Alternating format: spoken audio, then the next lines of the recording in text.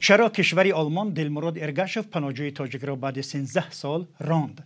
با وجود هشدارها از احتمال شکنجه و حبس شدنش در تاجیکستان، مقامات آلمان فعال مخالفین دلمراد ارگاشف را ماه اکتبر از خاک این کشور اروپایی بیرون کردند. با گزارش دیدبان حقوق بشر، حالا وی در دوشنبه است و در حبس پیشکی قرار دارد. چرا آلمان به دلمراد ارگاشف حق پناهندگی نداد و او را بعد 13 سال از قلمروش بیرون کرد؟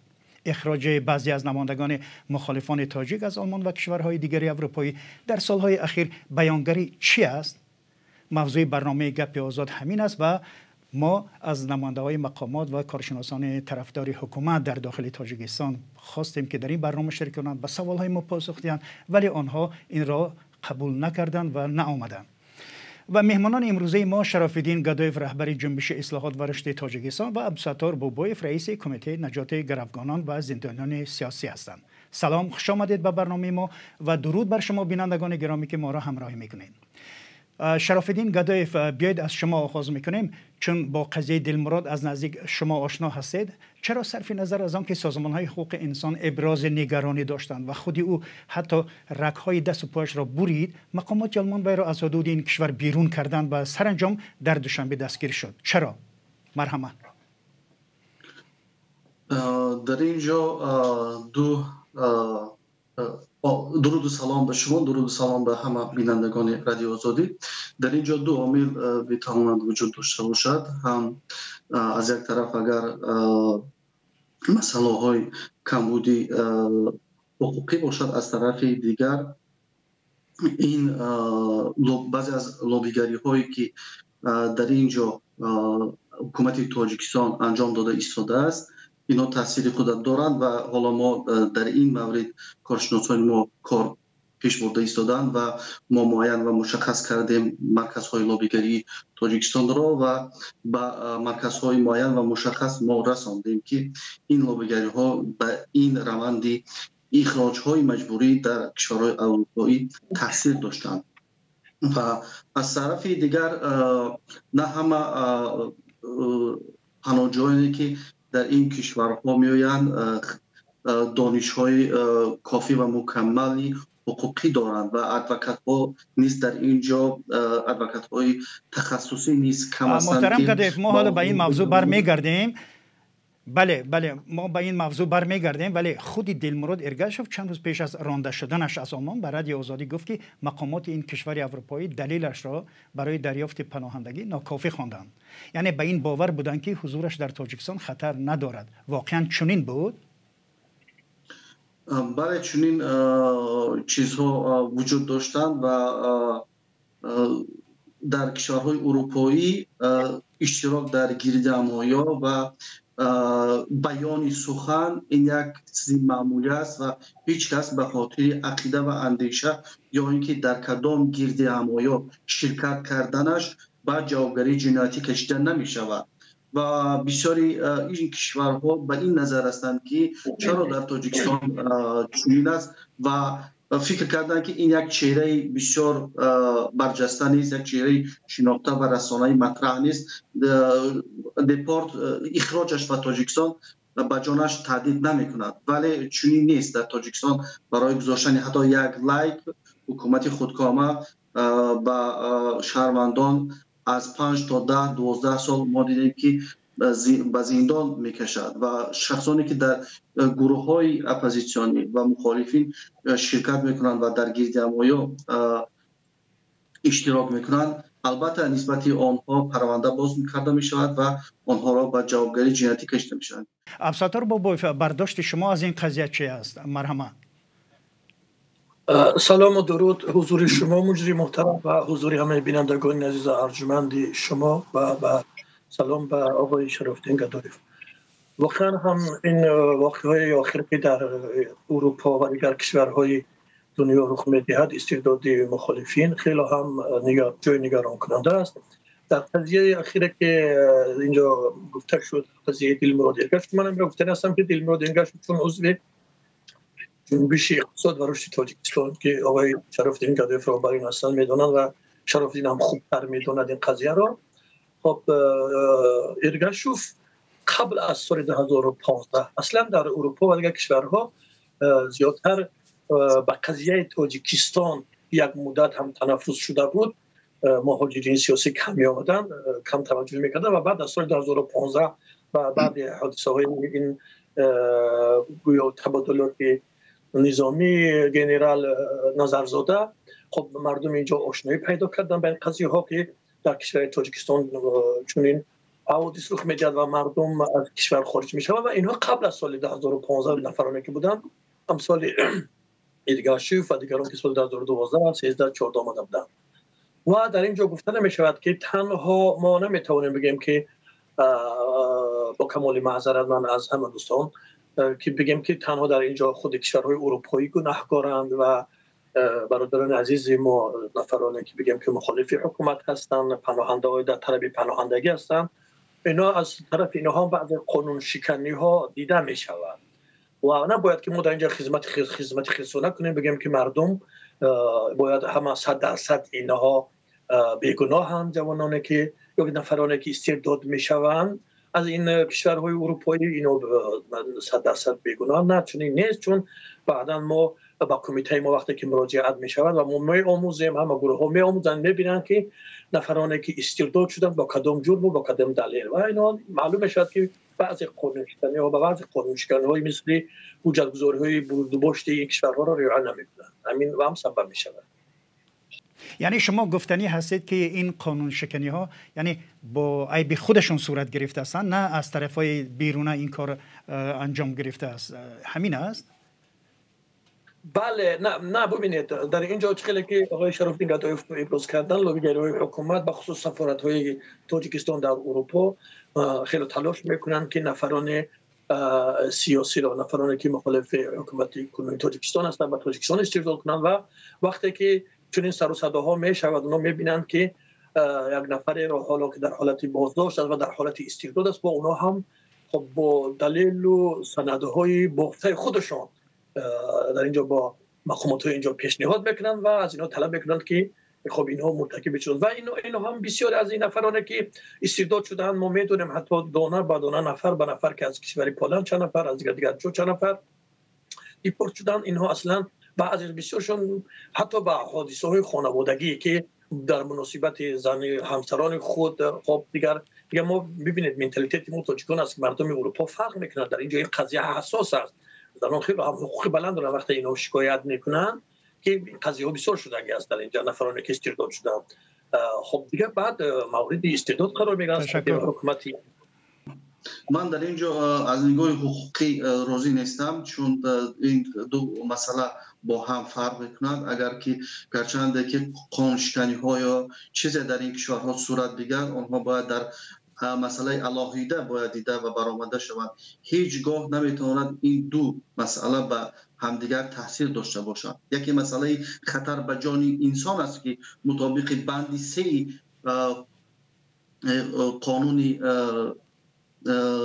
اروپا حقوق انسان برآورده داشتگی است و هیچ شهروند نمیتواند اگر در کشورش خطر تهدید کند به وطنش برگردانده شود. این مسئله تماما از نگاه حقوقی درست نیست بها دادنش. در اینجا تنها می شود عامل هایی که نادرست پرونده ها بند و بست شدگی هستند از آغاز پرونده ها به طور درست بررسی شدگی نیستند. در اینجا بیشتر مشکل است، نه چیزایی که همصحبتی ما گفتند.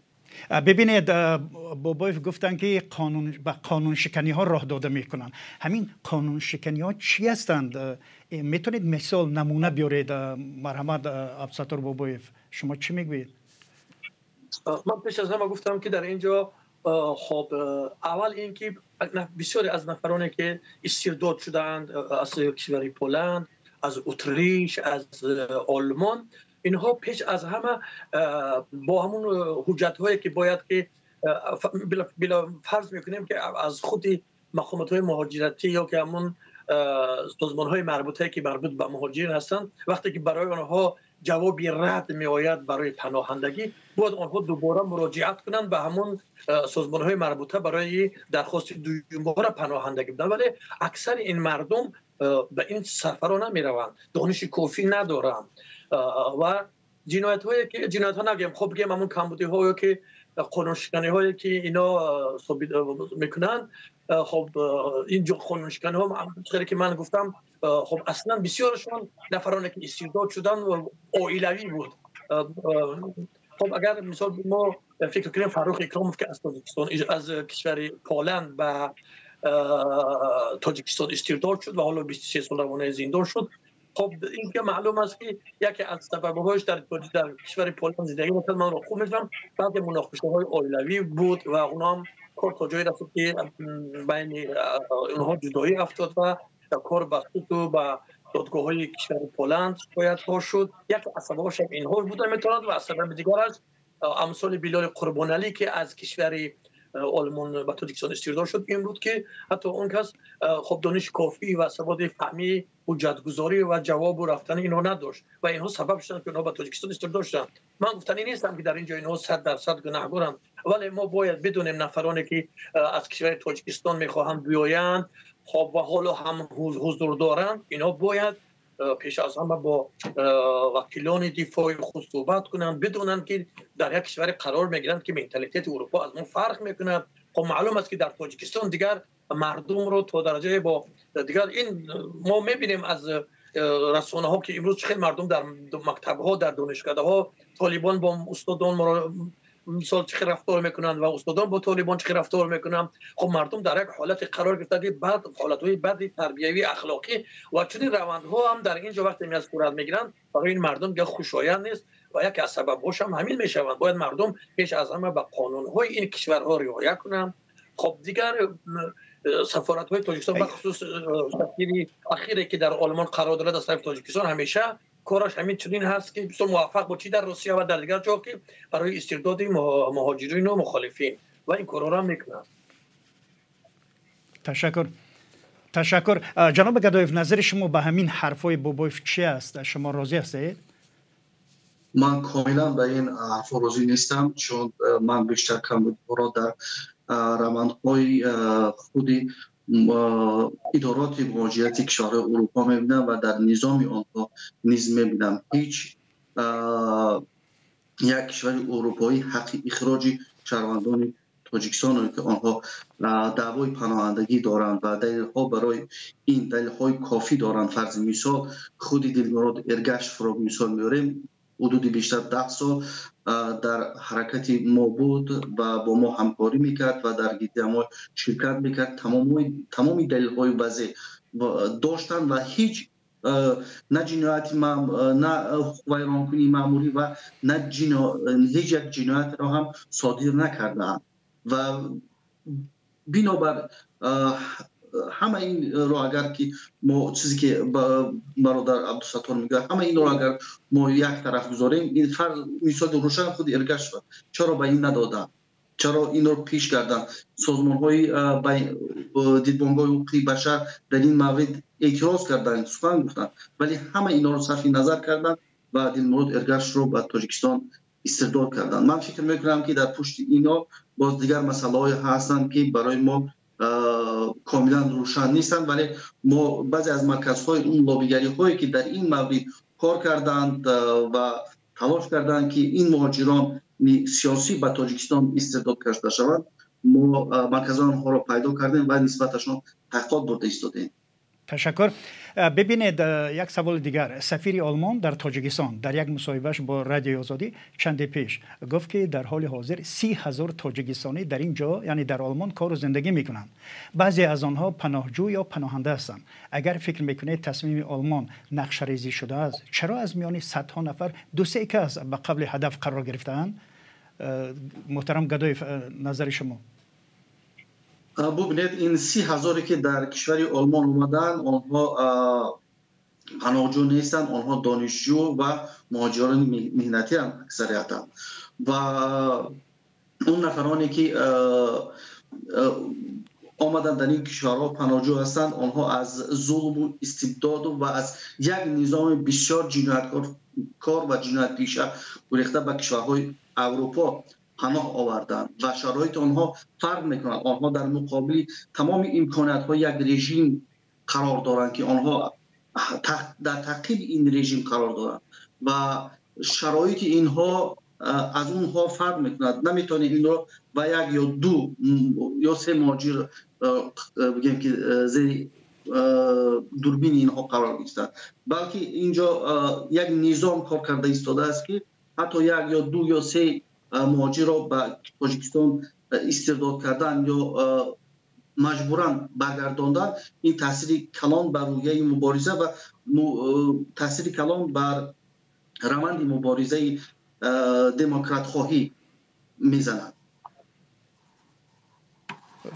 فهما ببینید گپ درباره این می رود که از این 50 نفری که طرز حال سوال دادیم یعنی 3 نفر برده می شود.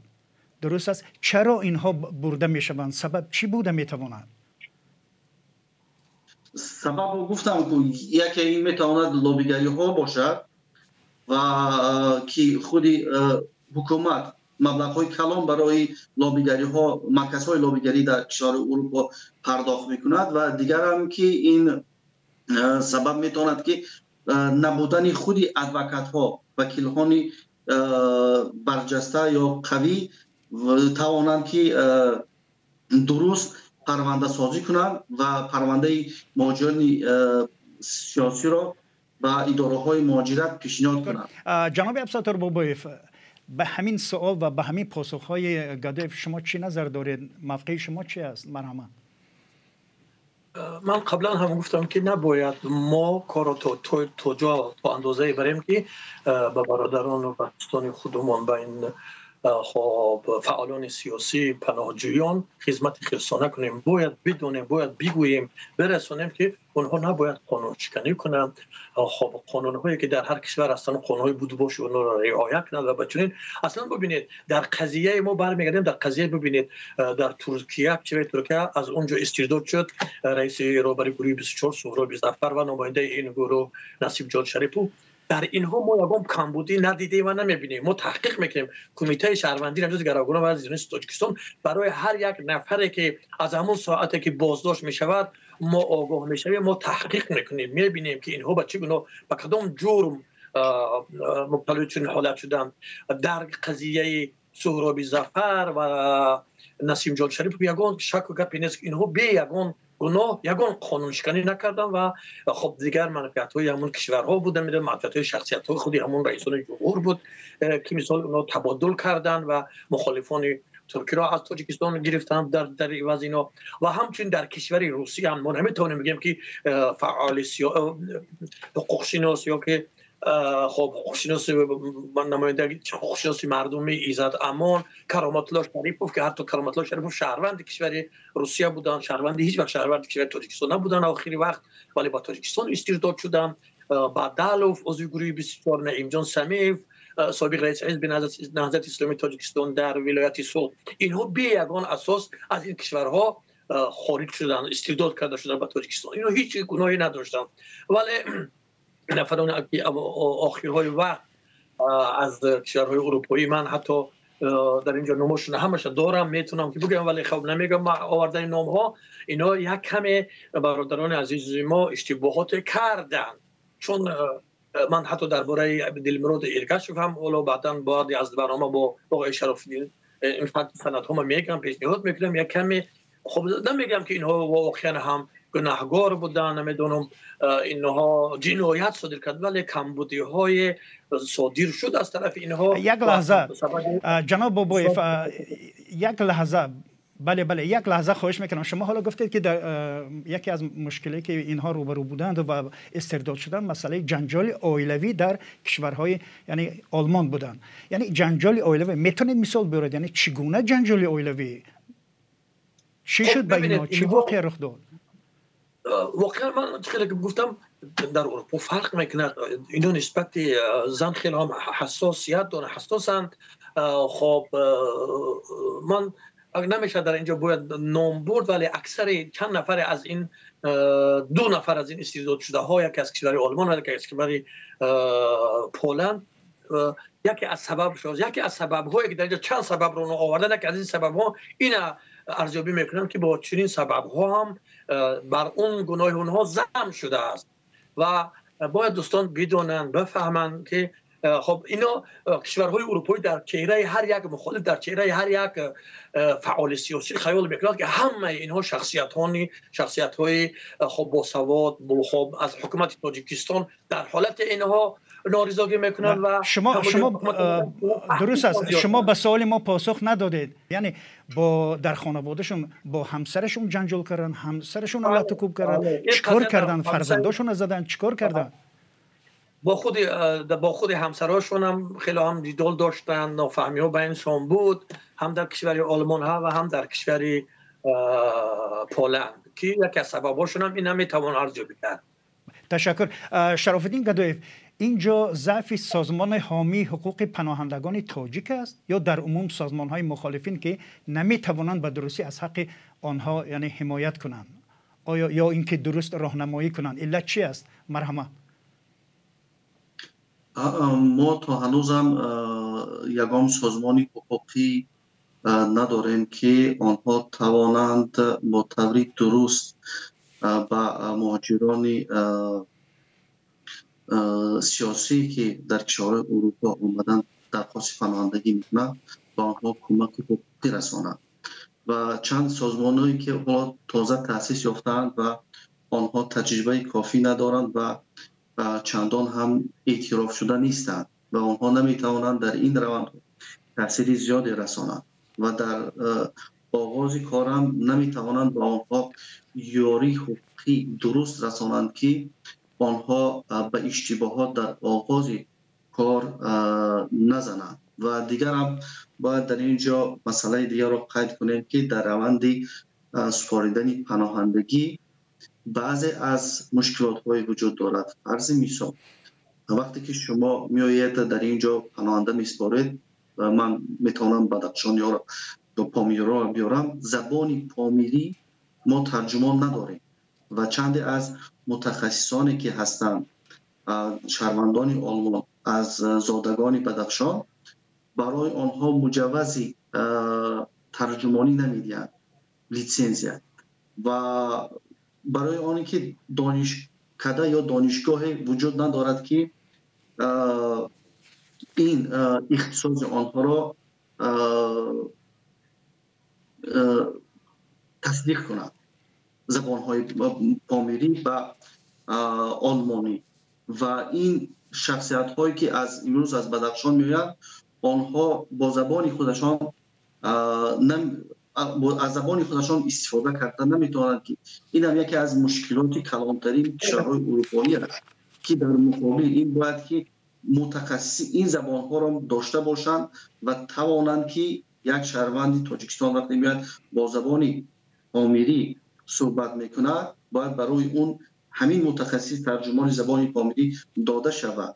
وقتی که خیلی از مردم بدخشانی که امروز پناهندگی نگرفتند به سبب همین بوده است. وقتی میارن نفری برادران افغان را کلامی سخنی مردم بدخشان را آنها فهمیده نمیتوانند و نادرست بررسی میکنند. وقتی که شما پرونده ها را میآموزید و میبینید در آنجا نه سر دارد و نه آخر و در آنجا فهمیده نمیشود مقصد و هدف و سخنهای اون را، چون ترجمان در اینجا غلط ترجمه کردگی است و این یکی از سبب ها است که باید که در کشورهای اروپایی در این مسئله دقت دهند و روندی بررسی پرونده های سیاسی مهاجران تاجیک را تغییر دهند. شما که درباره زبان گفتید، شنیدیم که با پناهجویانی که دلیل‌های پناهجوییشون قوی نیستن و احتمال دارد که در دادگاه کامیاب شدن نتوانند ولی زبان همان کشور را میدانند، برایشون امکان تحصیل و کسب آموزی و تأمین شدن با جای کار پیشنهاد کرده می شود. چند نفر را میدانیم که با این راه رفتند و اکنون ساکن آلمان می باشند. چرا برخی از مخالفان چنین پیشنهاد را نمیپذیرند؟ عبدالستار بابایف، شما در رابطه با این سوال چی میگویید؟ خب من در اینه که آقای شرف الدین ناظر ابراز کردن برادران بدخشانی و دیگر نفران، ببینید شما در هر یک کشور اروپایی اگر نفری که میخواهد که با زبان خودش باید که مصاحبه شد همون پروندهش آغاز شود میدونم طلب پناهندگیش وقتی اون میگه که برای من باید که ترجمان با زبان خودم باشد اگر تو این ترجمان حاضر نشود این حق دارد که به دادگاه یا که به همون شعبه پناهندگی برای دادن مصاحبه خود ترجمه خود نرود و ما میدونیم که اکثر برادران بدخشان همشون من 99% گفتم میتونم که اونا مردم خوب دانشکده خونده و همه اونا زبان روسی رو حتی از زبان تاجیکی هم زیاد هم ندارن برابر زبان تاجیکی خوب میدونن و ترجمان ها با زبان های خب روسی هم هستن فارسی و تاجیکی و حتی میشود که پیدا کرد. خب این هم از یکی از کمبودی های ما هست که تا امروز ما نداریم ترجمان ها با زبان تاجیکی باشن. خب مثال زنیم اگر برادران بدخشان ما همه میدونیم که برادران بدخشان اونایی که به کشورهای اروپا آمدن 100% اینا پرابلم دارند اینا مشکلات دارند. خب ما قضیه های اخیر بدخشان را هم آشنا هستیم ولی ببینید وقتی اونها از ما درخواست میکنن از کمیته که نه تنها بدخشانی هم از نفران شهروندان کشور تاجیکستان که برای ما یکم نامه دهید که ما خوش تصدیق کرد که ما چنین حادثه را در تاجیکستان هست و ما مشکلات داریم اگر به تاجیکستان استیدا شوید خب دیگر با سالهای طولانی روانه زندان میشیم. اونها خیال میکنند که با همین یک نامه ما و نامه که نمیدونم پیمان ملی تاجیکستان میداد و جنبش آقای شراف‌الدین و دیگر سازمان حرکت ها میدن خیال میکنند که برای آنها کفایت است ولی نه این نامه های ما هیچ وقت اثر نمیکنه تا آن حالتی که انسان خودش باید از خودش حمایت نکند و دلیل های کافی نداشته باشد. در قضیه اینه که شما درباره سازمان های حقوق بشری تاجیکی گفتید من به جز کمیته شهروندی نجات گروگانان و زندانیان سیاسی تاجیکستان که من بنده روبرش هستم در کشورهای اروپایی یگان سازمان رو تا حال ندیدم که یگان فعالیت اقدام کرده باشد شاید باشد ما نمیدونیم به جز کمیته ما و ما از اول تا آخر تا همون قدر امکان ما با در مهاجرین در پناهندگان در تماس هستیم. هر کسی که با ما مراجعت میکنه در همه کشورهایی که هستیم ما اونها رو با اگر بازداشت میشوند اونها رو با وکیلان دفاع تأمین میکنیم. خب دیگر این کمبودی که از حساب خودشان میشوند خب دیگر ما نمیدونیم دیگر. خب سازمان های غیر تاجیکی که در اینجا سازمان های بین المللی حقوق بشر هستند بله اونها همه کوشش به خرج میدن ولی این کافی نیست که من گفتم که باز هم برمیگردیم سری همونه که در پناهندگان ما فعالان سیاسی که خب فعالان سیاسی دیگه بعضی از پناهندگان خب دیگه مبتلای بعضی از قانونشکنی ها قانونشکنی ها میکنن خب و بالاخره مبتلا چنین حال میشوند. همین است و سازمان های بین المللی هم تشکر میکنن. بله. دلیل سند اگر فقط دلیل سند قوی باشد من باوری دارم که تا این حدی نیست که کشورهای اروپایی مردم رو استرداد کنم. خب خود جناب آقای شراف‌الدین گدایف هم که پناهنده در کشور یک از کشورهای اروپایی بودن با تاجیکستان استرداد شد ولی دیدید که کمیته ما و دیگر سازمان‌های بین‌المللی حقوق بشر کشور خود هلند و دیگر همه سازمان‌ها تلاش کردن چون جناب آقای شراف‌الدین گدایف فهمیش هم داشت اون فکت و سندهای زیاد داشت از تاجیکستان برگردانده شد. ببینید قضیه من کاملا فرق میکنه چون من یک چهره مطرح هستم و چندین سال است که مقابل این نظامی خودکامه مبارزه میبریم و بازم برمیگردد به خود کشورها و آبروی همون کشورها. فرض مثال کشوری ندرلند یکی از کشورهای هست که نمیگذارد که چون یک کشورهای افریقایی به مثل تاجیکستان با آبرو اعتبارش بازی کنند. وقتی که این کشور به من حق پناهندگی داد و تمامی کارهای سیاسی و دیپلماتی رو انجام داد که و تا اینکه مرا از دست نظام خودکامه امامعلی رحمانوف نجات داد و این نمیتواند مقایسه شود با نفر و افرادی که چندان مطرح نیستند و اینها هم برمیگردد باز به همون کشورهایی که کشورهای اروپایی که آنها مقام پناهندگی دادند یا اینکه شهروندان تاجیکستان در آنجا قرار دارند و بررسی آن. و کشور هلند یکی از کشورهای خیلی قانونمند است که هیچگاه نمیگذارد به آبرویش چون یک کشورها بازی کنند و لطمه زنند. و دیگر هم که خیلی از سازمان‌های بین‌المللی کشورهای اروپایی تلاش کردند که تا این من آزاد شوم و این بیشتر برمیگشت به آبروی آنها. محترم شرف‌الدین گدایف تشکر. ولی حبیب پناهندگی یعنی چی امتیازها با یک فرض کنیم شهروند تاجیکستان که میخواهد بره و در آلمان ساکن شود چی امتیازها میدهد؟ اون من در کشورهای اروپایی همین امتیازها از چی عبارت هستند؟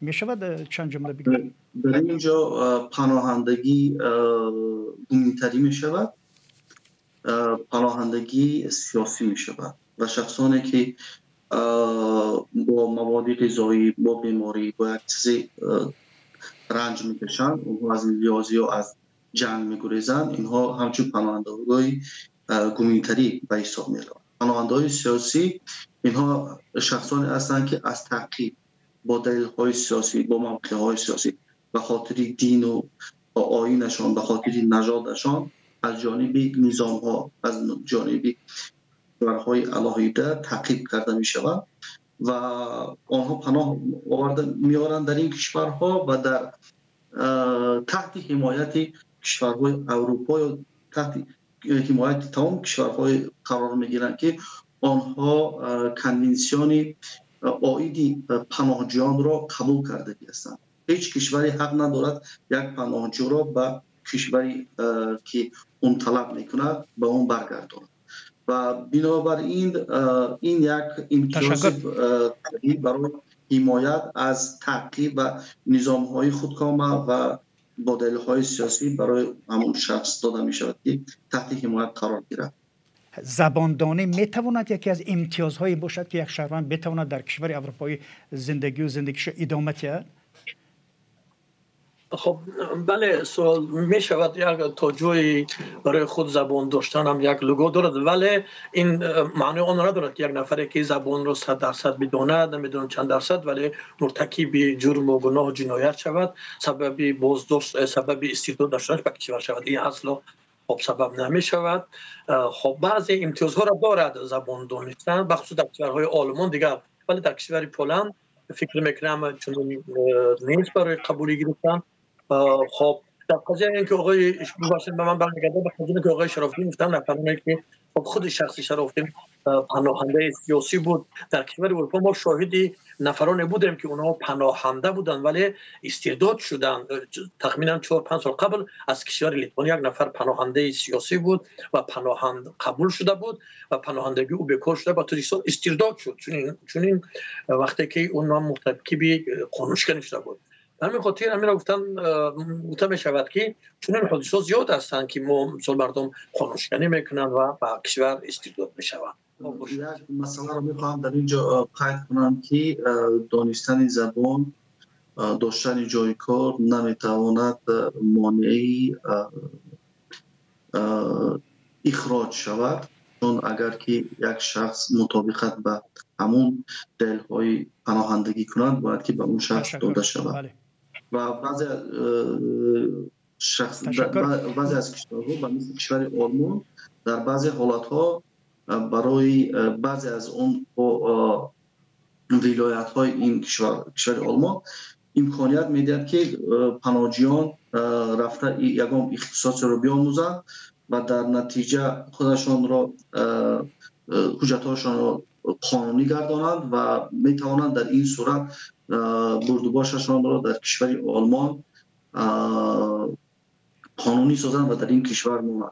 ولی نه همه کشورهای اروپایی چنین امکانات و شرایطی را برای پناهجویان پیشنهاد می‌کنند. تشکر. و حالا برگردیم به قضیه دلمراد ارگاشف. تا این دم چند سازمان بین المللی از جمله دیدبان حقوق بشر تصمیم مقامات آلمان را برای اخراج دلمراد ارگاشف تنقید کردند.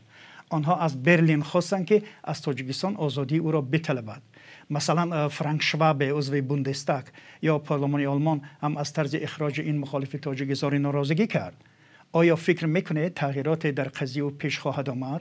عبدالستار بابایف، مرحمت شما. من فکر میکنم که هیچ تغییراتی نمیشود، چون ما شاهدی آن بودیم که در کشور آلمان چند سال قبل عبدالله شمس الدین پسر یک از فعالان سیاسی عضو عالی ریاست حزب نهضت تاجیکستان آقای شمس الدین سعید پسرشون از کشور آلمان به تاجیکستان استرداد شد. ده ها تظاهرات دایر کردند، حتی شهروندان آلمان، همه سازمان ها، ولی به نتیجه ماند و عبدالله شمس‌الدین به 7 سال روانه زندان شد. فکر میکنم که خب دیگر قضیه آقای گلپیتین، آقای دلمراد ارگاشوف هم مثل از تجربه ها نشان میداد که مثل عبدالله دیگر به بازگشت و به تغییرات باقی میماند، چون که ما اینا در نتیجه خب دیگر تجربه ها دیدیم که مقامات هیچ وقت با این خب دیگر عهد و پیمانی که در نزد سازمان های بین المللی حقوق بشر و کشورهای دموکراسی گرفته است با اون عمل نمیکنه. تشکر. شراف‌الدین گدایف، شما که به مسئله ارگاشف زیاد علاقمند بودید، یعنی با وکیلش هر روز در تماس بودید و تلاش داشتید که اون بچه رو آزاد کنند ولی نشد، نظر شما چی است؟ باور دارید که اون برمیگرده؟ ما امید داریم که دلمراد ارگاشف و دیگران نیز باید برگردند به کشوری اروپا، چون این پیش از همه مسئولیت جانی آنها است که با اشتباه آنها شهروندان تاجیکستان تحت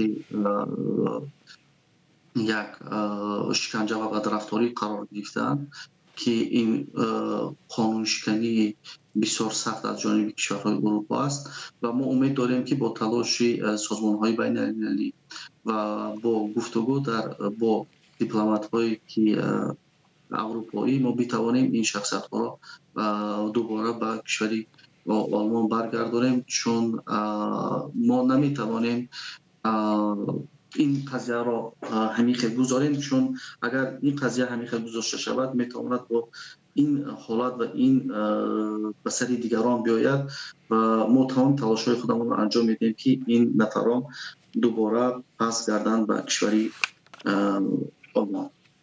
تشکر. و حالا به سوال آخر میرسیم و خواهش میکنم که خیلی فشرده تر، زیرا وقتمون یک کمی تنگتر است.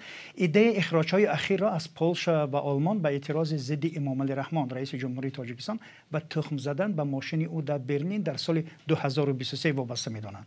این فرضیه تا کجا درست است؟ آیا وضع پیش از آن بهتر بود؟ محترم گدایف، شما.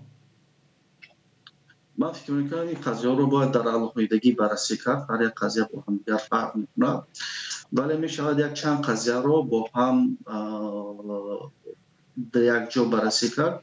فرض مثال قربان بیلالوف و دلمراد ارگاشف و اون بچه‌ای که از پولشا اکراموف از پولشا اخراج شد، این هر سه نفر در همان دمای شرکت داشتند و اینجا میشود باز قضیه سهراب ظفر و نسیم جان شریف رو با هم آورد، چون 5 نفری که در آخر اخراج شدن یا 2 نفرش دزدی شدن، اینها همش با یک قرار رئیس جمهوری تاجیکستان تعلق داشت، چون وقتی که از برلین برگشت و چند روز در یک حالت شاکی قرار داشتند و قرار مخصوص قبول کرده شد که با هر راه واسطه با تمام امکانات‌های دیپلماتیک استفاده برید و تمام امکانات‌های مالی و پولی را استفاده برید و تا اینکه ضربه به این مخالفانی در خارج بوده زنید. من فکر می‌کنم که تاثیر امکانات‌هایی که امام علی رحمان امکانات‌های مالی و پولی و تمام ریسورس‌های